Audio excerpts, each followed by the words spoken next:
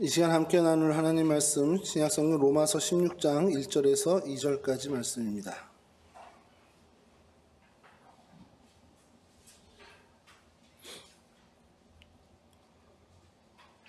길지 않으니까요. 저희 한 목소리로 함께 봉독하겠습니다. 로마서 16장 1절에서 2절 말씀입니다. 내가 갱그레아 교회의 일꾼으로 있는 우리 자매 베베를 너희에게 추천하노니 너희는 주 안에서 성도들의 합당한 예절로 그를 영접하고 무엇이든지 그에게 소용되는 바를 도와줄지니 이는 그가 여러 사람과 나의 보호자가 되었음이라. 아멘. 할렐루야. 네, 오늘은 성경 속 인물 중에 베베라는 우리 인물을 좀 살펴보려고 합니다. 여러분, 오늘 본문에도 나왔지만 추천이라는 말이 있죠. 이게 참 흔하게 듣기도 하는데 실생활에서 참 어려운 말 중에 하나입니다. 사람들이 서로를 추천하기도 하고요. 또 우리가 신앙생활을 하다 보고 성경을 읽다 보면 성경이 추천하는, 또 하나님이 추천할 만한 어떤 그런 사람들을 우리가 좀 보게 되는데, 이런 사람이 어떤 사람인가? 성경이나 하나님이 추천할 만한 사람, 좀 듣기만 해도 좀 마음 설레지 않습니까? 그런 사람이 어떤 사람인지를 오늘 좀 보려고 하는데요. 1절을 제가 한번 다시 읽어드리면, 내가 갱그레아 교회의 일꾼으로 있는 우리 자매 베베를 너희에게 추천하노니. 이제 사도 바울이 자매인 베베를 추천한다고 이제 이야기하고 있습니다. 여러분, 우리가 살다 보면요, 이렇게 뭐 추천을 받거나 추천을 하는 일들이 좀 있습니다. 이렇게 뭐 자주 일어나는 일은 아니지만, 근데 이게 참 어려운 게, 이 단순히 뭐 이렇게 소개하는 것과는 이게 또 좀 다르거든요.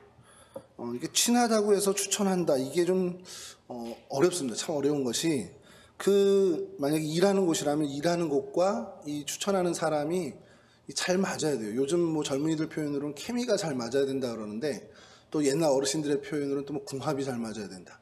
그러니까 누가 좋다 나쁘다, 누가 부족하다 넘친다, 그런 얘기가 아니라 이 사람 나름대로의 성품과 성향과 이것과 그가 일하는 이곳, 뭐 추천 의뢰가 들어온 곳이든 그곳과 잘 매치가 되냐라는 거죠. 이제 그걸 봐야 되는데, 단순히 친하니까 무조건 이 사람을 추천할 수 있는 것도 아니고, 또 이 사람하고 관계가 안 좋다고 해서 난 무조건 그 사람 추천 안 해, 이럴 수도 또 없는 것이죠. 그러니까 친한 것과 또 뭔가 소개하는 이런, 그러니까 뭐 서로 인사해 뭐 이런 소개하는 것과는 또 다른 것이 이 추천이라는 겁니다. 좋은 자리가 있는데, 저기엔 이런 사람이 가면 참 좋겠다 그러고 제 주변을 봤는데 지금 주변에 일을 구하는 사람 중에는 없는 거예요. 친한 사람은 많은데, 그럼 추천을 할 수가 없게 되겠죠.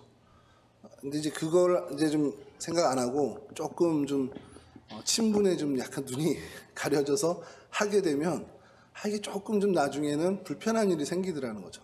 뭐 제 경험에서도 있습니다만, 뭐 그렇게 크게 나쁘지 않으니까 좀 추천해도 되겠다 싶어서 추천을 했는데, 그러면서 좀 우려했던 그 일이 결국엔 얼마 지나지 않아서 이렇게 생기더라는 겁니다.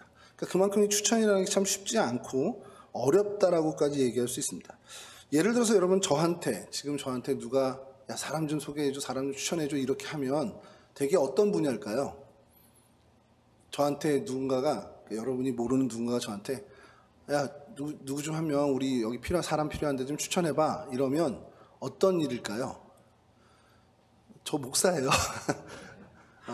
교회에서 일할 사람을 찾는 거겠죠. 그럼 저는 어떤 사람을 찾겠습니까? 저랑 친한 그런 사람들, 교육 전사를 만약에 좀 누가 추천해달라 그러면 제가 친하다고 해서 방강일 전사님 거기다 보낼 수 없잖아요. 저희 교회에서 열심히 사역하고 있는데. 그러니까 거기에 맞는 가장 적합한 사람, 그건 친분과는 상관없는 제가 경험했던, 그리고 제가 아는 바에 그 사람을 소개하고 추천해야 된다는 겁니다. 사도 바울의 이 추천은 그런 차원에서 좀 저희가 좀 봐야 되는데, 저한테 만약에 누가 이렇게 이 사람 어디 좀 사람 추천해줘 그러면 그 사람의 기대는 되게 그럴 거예요. 일 좀 괜찮게 성실하게 하고 충성된 사람, 성품도 좋으면 좋겠다, 이런 의미들이 내포되어 있는 거죠. 그러면서 저에게 네가 책임질 수 있는 사람을 좀 추천해줘 라는 것이 사실 무언으로 압박이 들어있는 겁니다. 그러니까 제가 책임질 수 있을 만한, 그러니까 제가 장담할 수 있을 만한 사람을 추천해야 되겠죠. 여러 선배 목사님들 얘기 들어보면요, 굉장히 좀 이게 어려운 일이긴 한 것이, 어디에 좋은 자리가 있으니까 나 좀 추천해줘라고 하는 경우가 있습니다. 그러니까 이건 반대겠죠. 그 사람을 구하는 쪽에서 야 사람 좀 추천해봐가 아니라 저기 굉장히 좋은 자리가 있는데 선배님 저 좀 추천해 주세요 라는 경우가 있다라는 거예요. 선배 목사님들 사이에서는. 저한테는 아직 그런 경우는 좀 없었지만, 근데 이때 이 목사님이 이게 그래 내가 추천해 줄게 할 수도 있지만 이게 곤란한 상황으로도 갈 수 있는 여지가 있다라는 거죠. 이유가 뭐겠습니까? 나랑 친한 것도 많고 내가 추천할 만한 사람이긴 한데 그 사람이 얘기하는 그 자리는 이 사람하고는 전혀 안 맞는 자리일 수 있다는 거예요. 그러니까 그럴 때는 뭐 거절을 하면 오해가 생길 수도 있고, 그렇다고 또 추천을 하면 또 이건 분명히 안 되는 걸 아는데 곤란한 경우가 생긴다는 거죠. 그러니까 이 어려운 것들이 뭐 우리 일상에서는 참 이렇게 어려운 일들인데 바울도 이것을 모르지 않을 텐데 바울이 과감하게 성경에 기록된 것처럼 우리 자매 베베를 너에게 추천한다 이렇게 표현을 하고 있다는 겁니다.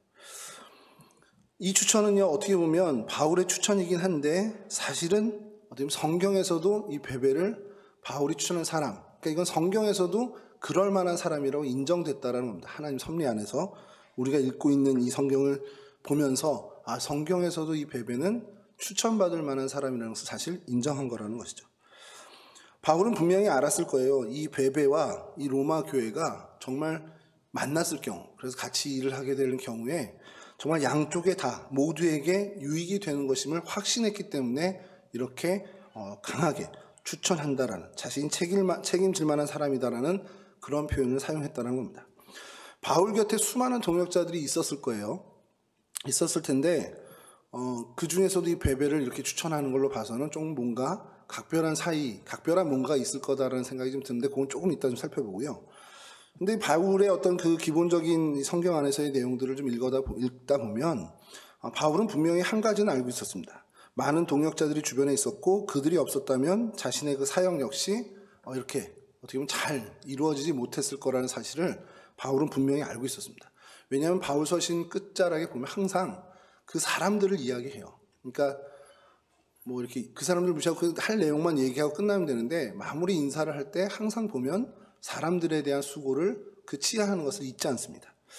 하나님의 일이 그렇다라는 것을 이 바울은 알고 있었다는 거죠. 앞에서 일하는 사람이나 돕는 동력자나 모두가 다 합력해서 이 소중한 하나님의 일을 하는 정말 소중한 사람들이라는 것을 알고 있었고 정말 그것을 잊지 않는 사람이라는 겁니다. 우리도 마찬가지죠. 하나님의 일을 맡은 우리도 이 점은 정말 우리가 간과하고 넘어가서는 안 된다는 겁니다. 반드시 기억해야 하는 것, 서로가 서로를 기억하고 그 수고를 잊지 말고 또 서로에게 감사할 수 있는 마음이 우리 안에 항상 있어야 한다는 거죠. 내가 잘나서 내가 뛰어나서 한 것이 아니라 분명히 보이지 않게 수고한 손길들, 보이지 않게 기도한 그 손길들이 있다는 것을 절대 잊어서는 안 된다는 겁니다. 여러분, 주님 일을 하는 데 있어서 후원하는 사람과 앞서서 일하는 일꾼들이 사실은 이렇게 구분될 때가 많습니다. 그러니까 후원하는 사람들은 내가 현장에 가서 일을 해야 되는데 그러지 못하니까 내가 이렇게 돕는 것, 뒤에서 돕는 것, 쓸 것을 공급해 주는 것은 마땅한 거다라는 그 책임감을 가지고 그 후원을 아끼지 않아야 한다는 것이고요.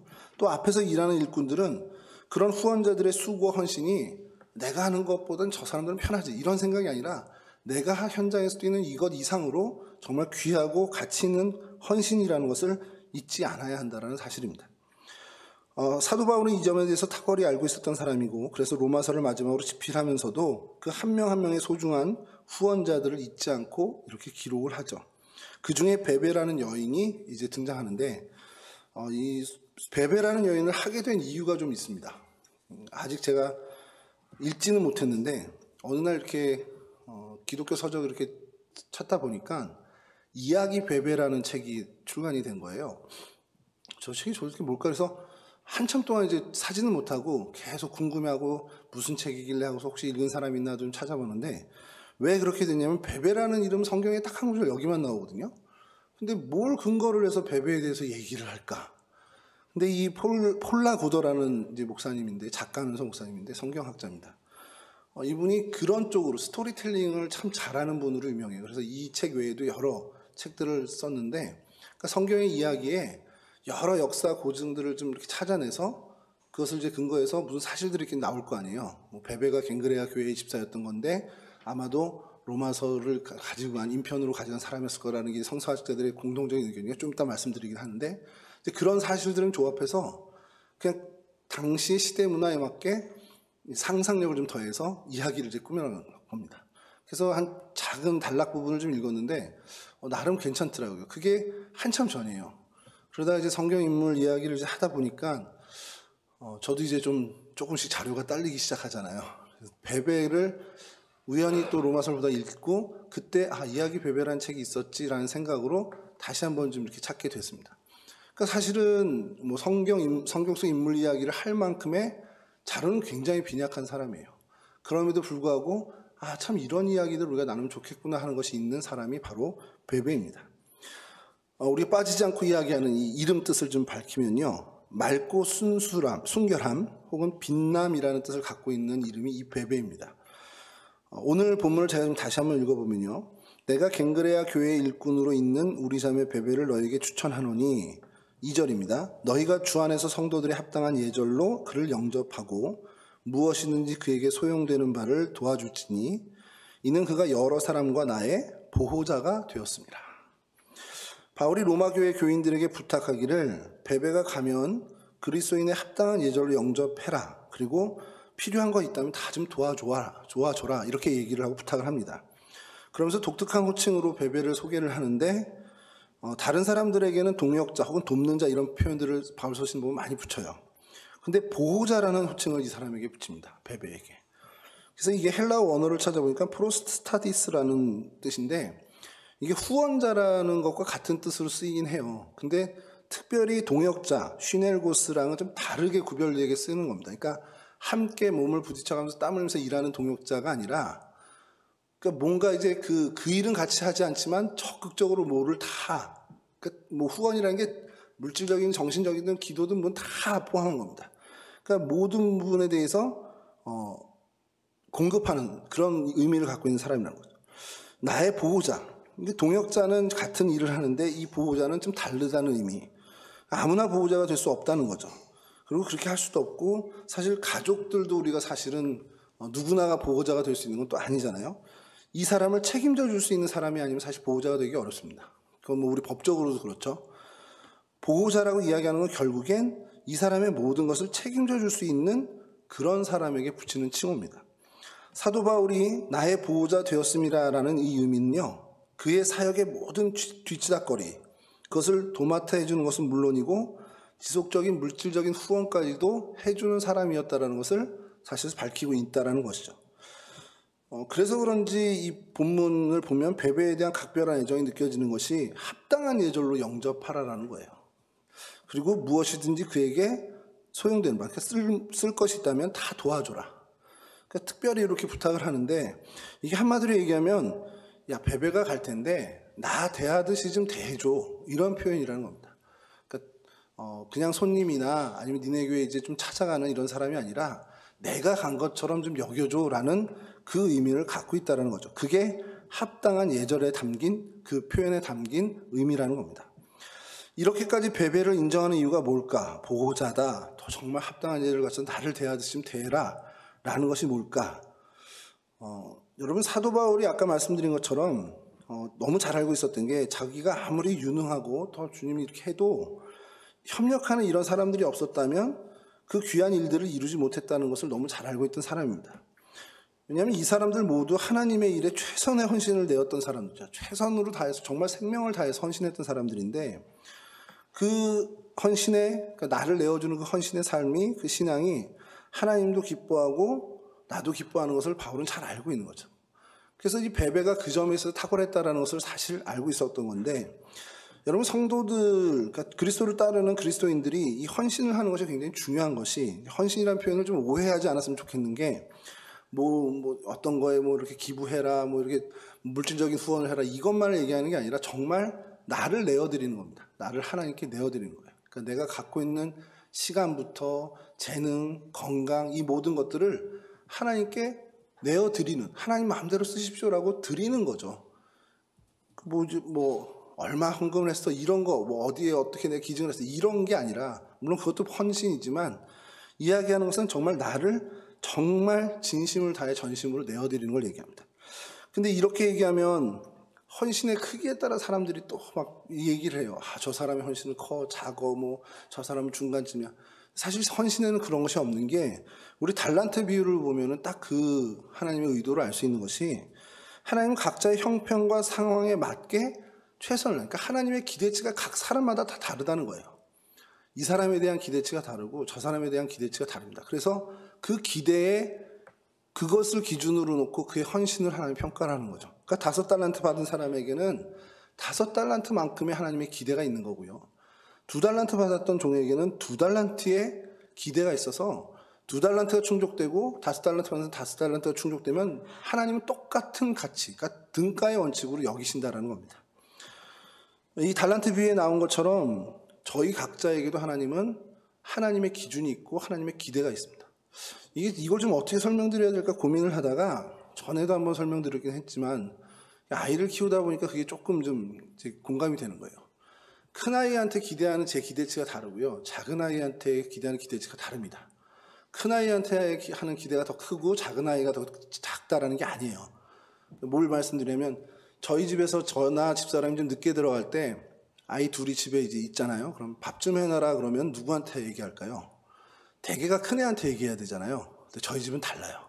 저희 집은 작은 아들 녀석한테 얘기를 해야 합니다.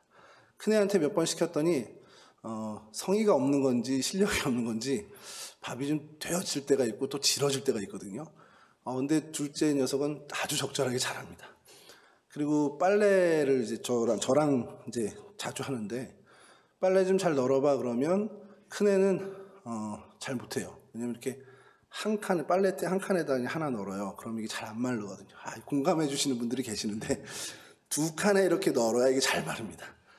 그걸 작은 아들한테 하면 너무 잘해내요. 저보다 더 잘합니다. 아주 탁탁 빨래 건조대 펴가지고 착착착착 하는데, 이 얘기하면 얘 뭐 장가 못 간다고 이런 생각할지 모르겠는데, 아들에게 기대하는 건 이제 그런 살림 부분에 있어서 많은 기대를 하는데, 큰아이에 대해서는 전혀 그거 기대 안 합니다.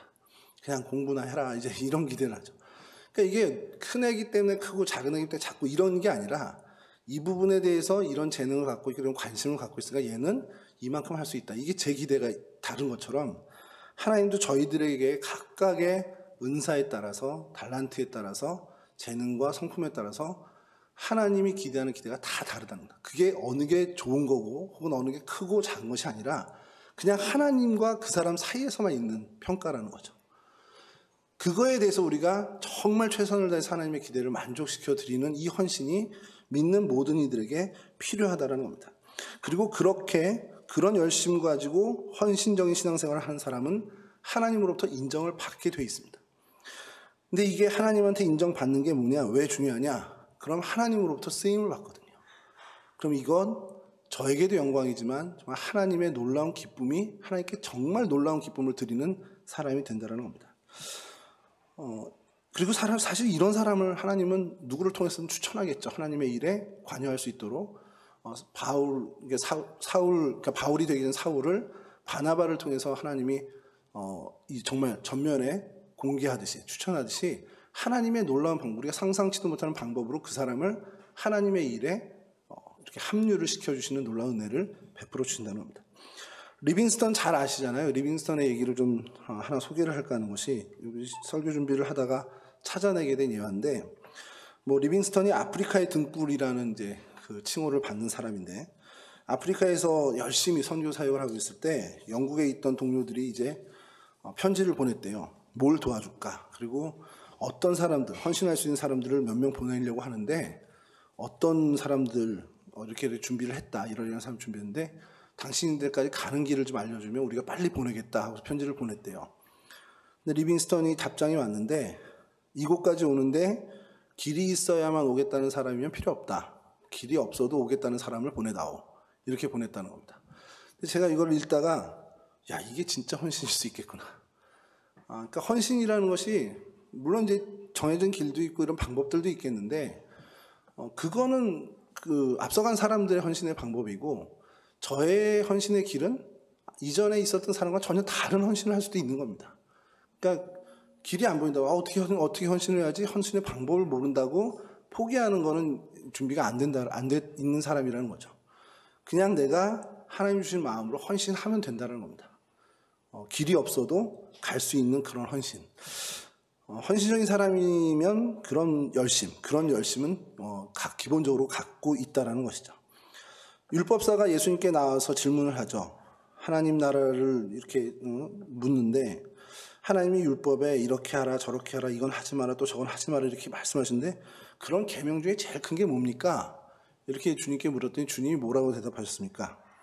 마음을 다하고 목숨을 다하고 뜻을 다해서 내 하나님 사랑하고 그리고 두 번째로 그와 같으니 내 이웃을 내 몸과 사랑해라 이렇게 얘기를 하시잖아요. 이게 왜 구절을 하나를 확 못 읽어드리냐면 사실 이게 신명기 6장 5절의 말씀입니다. 신명기 6장 5절은 마음을 다하고 뜻을 다하고 힘을 다하고 이렇게 나와요. 그러니까 마음, 뜻, 힘. 마태복음은 마음과 목숨과 뜻이고요.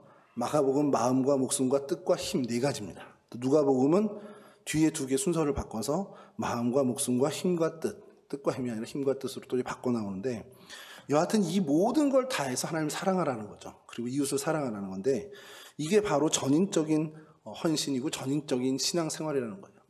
그러니까 이 신앙생활이 하나님을 기쁘게 하는 그런 신앙생활인데 뭘 얘기하냐면 말로만 헌신하는 사람이 있어요. 절대 몸은 안 하는 말만. 그런 사람이 있고요. 또 예배당에 나와서 몸은 여기 있는데 마음은 저 멀리 즐거운 장소에 가 있습니다. 요즘 뭐 캠핑 좋아하는 분들 뭐 캠핑장에 가 있고 뭐 불멍 때리고 있는 그걸 상상하고 몸은 예배당에 앉아 있는데 이것도 예배가 아니죠.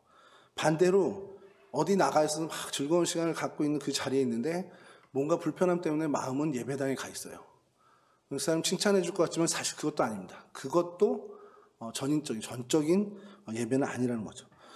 몸과 마음, 정성 모두가 다 함께하는 것이 하나님을 기쁘게 하는 헌신이고 하나님이 기뻐하는 예배라는 것이죠. 이런 부분에 대해서 사도 바울은 본 겁니다. 베베를 본 건데 그런 베베가 있기 때문에 이 사역이 가능했겠구나라는 것을 사도 바울은 알았고 그에게 어마어마한 일을 맡겼는데 모든 성경학자들이 공통적으로 이야기하는 것이 이 고린도에서 쓴 로마 교회를 향한 이 로마서, 저희가 읽고 있는 로마서를 인편으로 보내는 그 일을 베베에게 맡깁니다. 근데 여러분 오늘 보시기 바라요. 이 로마서를 통해서 얼마나 많은 사람들이 하나님의 진리를 맛보고 또 그 내면이 하나님의 사랑으로 변화되는지 우리가 뭐 교회사에도 있었고 사실 우리의 이 신앙생활에도 있습니다. 이토록 중요한 로마서를 베베라는 여집사가 전달했어요. 이거 뭐 좀 이따 좀 자세히 말씀드릴 텐데 이 사람에게 맡기게 된 이유를 좀 찾아보자는 거죠. 중요한 일을 시킬 때는 정말 믿을 만한 사람을 맡기거든요. 믿을 만한 사람에게. 베베는 사도 바울에게 있어서 정말 그것을 그 정도로 맡길 수 있는 사람이었다는 겁니다. 1절을 제가 한번 다시 읽어보드리면 베베를 어떻게 얘기하고 있냐면 내가 겐그레아 교회의 일꾼으로 있는 우리 자매 베베를 너에게 추천하노니 겐그레아 교회의 일꾼이라고 이제 소개를 하고 있는데 이 겐그레아가 어디냐면 고린도에서 동쪽으로 약 15km 정도 떨어진 그 도시란 말이에요. 항구인데 성경학자들이 추정하는 것은 이곳의 교회를 아마 사도 바울이 세웠을 거라고 이제 추정을 합니다. 그리고 이 겐그레아 교회가 등장하는 곳이 사도행전 18장 18절에 이렇게 나오는데 바울은 더 여러 날 머물다가 형제들과 작별하고 배 타고 수리아로 떠나갈 때 보리스길라와 아골라도 함께 하더라. 바울이 일찍이 서원이 있었으므로 겐그레아에서 머리를 깎았더라. 이 겐그레아에서 머리를 깎은 이유는 정확히 나오진 않습니다만 서원과 관련됐다라는 게 이 18절에 등장을 하는데 이 머리를 깎는 서원은 나실인 서원입니다. 그러니까 정결하는 기간 동안 삭도를 되지 않는데 그것이 뭐 엉클어지거나 했을 때 정결케 된 날 이제 머리를 밀어버리는 그런 서원이 있고 하여간 서원이 어느 정도 이행됐음을 좀 상징하는 것이라고 보면 돼요. 그래서 그때 이제 겐그레아에서 무슨 서원을 했는지 모르지만 그것이 이행돼서 머리를 거기서 깎았다라는 그런 표현으로 이제 성경학자들이 해석을 합니다. 이게 서원이 이행됐다라는 것이 혹시나 겐그레아에서 교회를 세운 것이 아니겠냐라는 추정을 하는 것도 있는데 그 뭐 밝혀진 건 아닙니다만 여하튼 그런저런 면에서 겐그레아 이 지역은 그리고 그 교회는 사도 바울에게서는 굉장히 특별한 의미가 있는 곳이라는 거죠. 그리고 성경학자가 또 한 가지 추정하는 것은 이 겐그레아 교회의 예배처소를 베베라는 사람이 헌신하고 내어준 것으로 여기고 있습니다. 성경학자들이 베베를 주목하는 이유가 여기에 있는데, 갱그레아 교회가 세워지면서 자신의 집을 예배처소로 내놓는 그 대단한 열심, 그 헌신을 일단 그것 때문에 주목하게 되는 거죠. 그리고 공통적으로 아까 말씀드린 것처럼 많은 성경학자들이 로마서를 로마교회에 전달한 사람을 베베로 추정하고 있습니다. 그래서 많은 사람들이 베베를 좀 주목하는 거죠. 비록 성경에 굉장히 짧게 나온 구절이지만 그래서 베베를 많이 주목한다는 겁니다.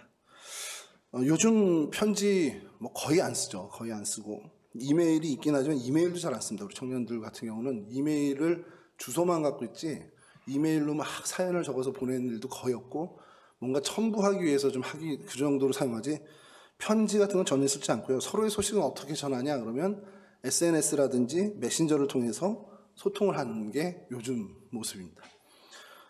근데 당시에는 이런 거 뭐 불가능했잖아요. 오로지 인편으로밖에 편지를 써서 인편으로 하는 것밖에 없었습니다. 이 소통하는 일이.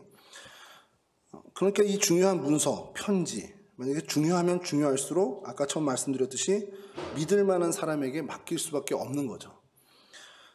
바울이 이 일의 적임자를 생각하다가 많은 사람 중에 갱그레아 교회 여집사 베베를 이 일에 적합하다라고 판단했고 그 사람에게 일을 맡겼다는 겁니다. 그 여집사가 사도 바울이 이제 고린도에 쓴 이 편지를 가지고 로마를 떠나는데 이 부분에 대해서 좀 찾아보다 보니까 이게 크리스천 투데이 인터넷판에 로마 한인교회를 담임하는 한평호 목사님이라는 분이 글을 올린 게 있어서 그걸 제가 좀 참고를 했는데, 그러니까 이분은 로마 한인교회, 그러니까 로마 교회잖아요. 그쪽 로마죠. 그래서 로마서에 대해서 좀 더 각별하신 것 같고, 그래서 그 내용이 로마 교회에 전해지고 그 로마 교회의 역사가 어떻게 갔는지를 이제 공부하시다 보니까 로마서가 로마 교회에 전달된 것이 어마어마한 일이라는 것을 이제 얘기를 하는 겁니다.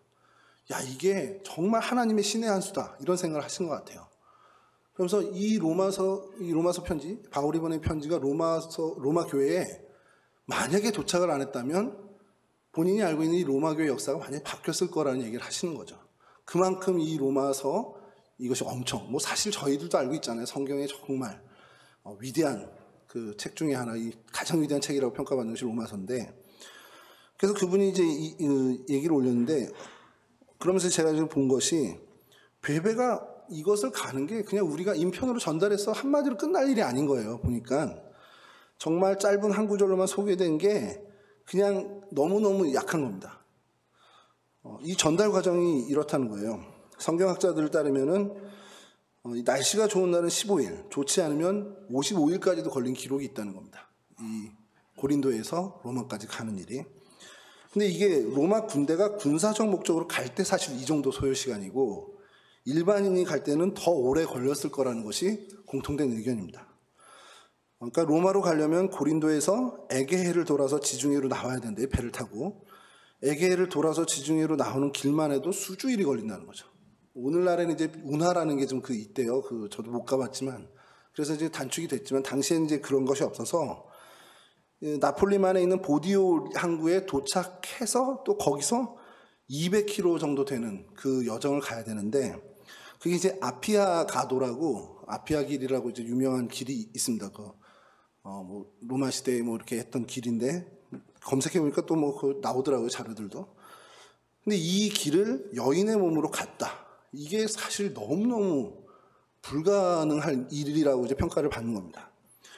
뱃사람들 틈바구니에서 몇 달을 가까이 버티는 것도 쉽지 않았을 텐데 이제 걸어서 이 200km의 길을 가는 것, 며칠을 한 열흘 가까이로 이제 보고 있는데 열흘 가까이 가는 그 길, 뭐 치안이 잘 됐다고 해도 사실 쉽지 않은 길인데 가녀린 여인의 몸으로 그 먼 길을 갔다는 것, 이것이 굉장히 놀라운 일이라는 것을 성경학자들이 얘기한다는 거죠. 오늘날에도 그 길을 걸어가는 것이 쉽지 않다라고 합니다. 그러면 이게 뭘 얘기하냐? 그러니까 죽음을 각오한 길이었다라고 얘기를 한다라는 겁니다. 그러니까 베베는 이 바울의 심부름을 내가 죽을 수도 있다라는 것을 염두에 두고 맡아서 수행했다라는 거예요. 그러니까 목숨을 내놓고 한 건데 그만큼의 믿음이 있고 그만큼의 헌신이 있으니까 바울이 또 맡겼겠죠. 그러니까 베베는 이 길은 내가 죽을 수도 있는 길인데 그러나 주님이 기뻐하시는 일이라는 거, 나를 사랑하사 나를 구원해 주신 주님께 내가 할 수 있는 일이라면 나는 한다라는 그 헌신이 있었다는 겁니다. 에스더가 죽으면 죽으리라 한 그 각오와 같은 심정으로 이 일을 맡았을 것이라고 이제 추정을 하는 거죠. 그래서 이제 목사님의 그 얘기가 이렇게 좀 그 여정을 밝히면서 끝나는데, 그러면서 좀 드는 생각이 들었습니다. 뭐 이거 용서하시고 들으십시오. 돈 많은 사람이 그냥 크게 한번 헌금하면 오히려 그게 더 주목을 받는 게 세상이라는 거죠. 근데 목숨을 담보로 하는 일이 눈에 안 띄면 그건 사실은 더 큰 헌신일 수도 있는데도 그거에 대해서 주목받지 못하는 게 현실입니다.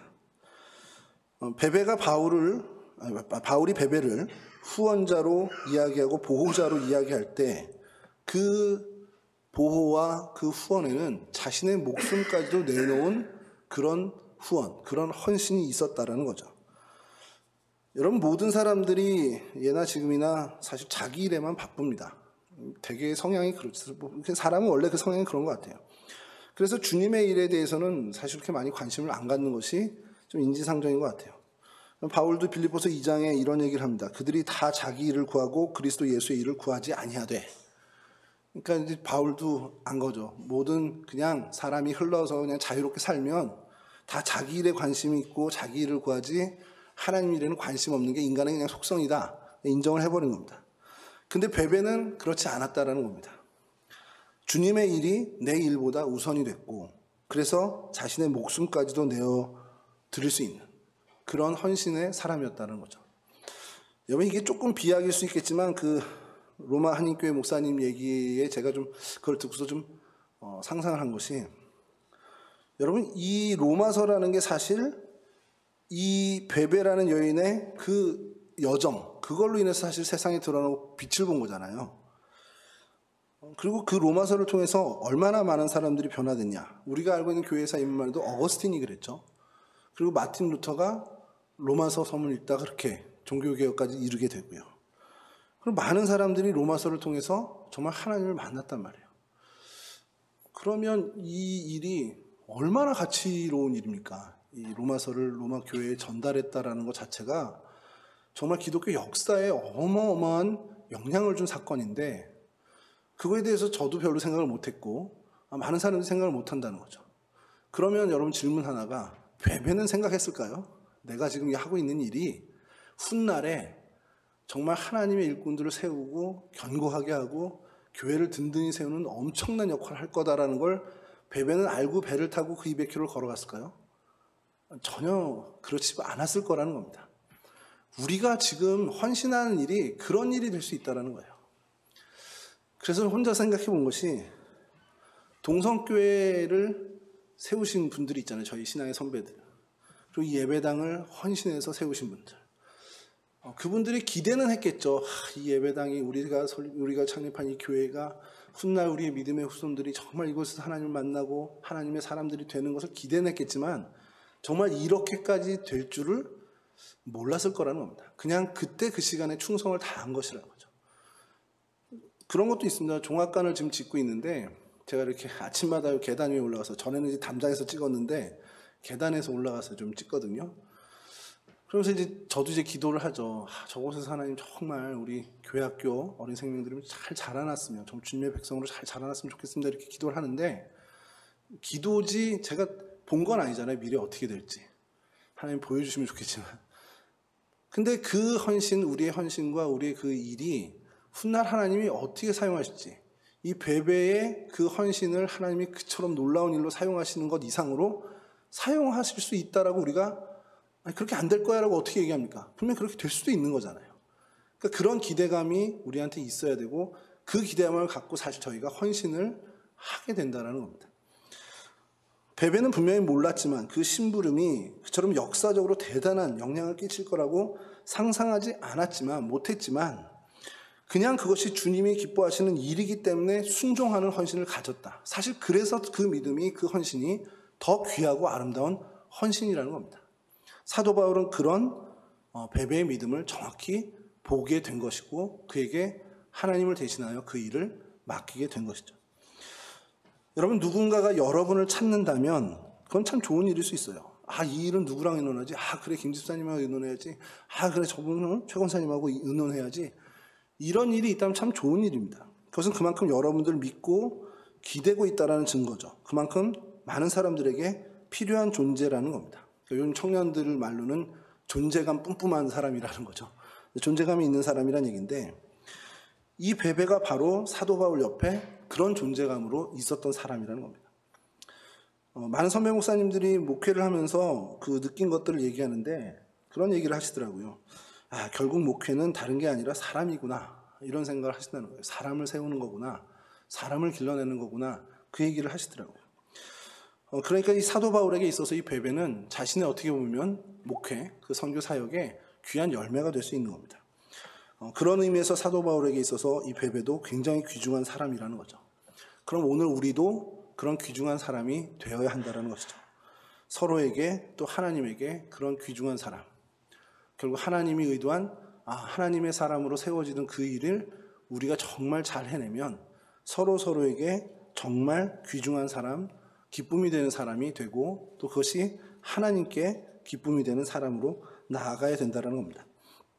여러분, 우리가 그러한 신뢰, 그러한 기쁨을 얻기 위해서는 결국 원점으로 돌아와서 우리의 신앙생활이 정말 하나님 앞에서 꾸준함과 정직함과 신실함, 그래서 한결같은 그러한 신앙생활, 그런 헌신의 삶으로 이어져야 한다는 것이죠. 우리가 그런 게 있습니다. 신뢰받는 베베 같은 사람이 돼야겠다, 그런 생각을 하는데 이게 쉽지는 않겠다, 이런 생각도 하는 거죠. 서로에게 또 하나님에게 그런 사람이 돼야겠다, 또 한 걸음 더 나아가서 믿음 안에서만이 아니라 세상의 삶 속에서도 그런 신뢰받는 사람이 돼야겠다, 이런 각오가 우리 안에 사실은 좀 매일매일 새롭게 다져져야 된다는 겁니다. 그렇게 되면요, 저는 기대감이 있습니다. 베베를 사용하셨던 하나님, 그러니까 베베가 모르는 사이에 베베를 그렇게 사용하셨던 하나님이 우리가 모르는 사이에 우리를 베베처럼 사용하신다는 사실입니다. 이건 정말 여러분 믿고 우리가 정말 희망을 갖고 나갔으면 좋겠다는 거죠. 베베가 미처 상상하지 못했던 자신이 전달한 그 편지로 인해서 훗날 얼마나 많은 사람들이 하나님 앞에 자복하고 하나님을 만나고 하나님께 돌아와서 하나님의 일꾼들이 되었는지, 그녀가 모르는 사이에 하나님이 이렇게 놀라운 은혜로 쓰신 것처럼 우리가 모르는 사이에 정말 우리의 한결같은 삶의 모습, 신앙의 모습을 통해서 하나님께서 하나님의 일을 이루신다라는 그 믿음을 놓치지 않으시길 간절히 바랍니다.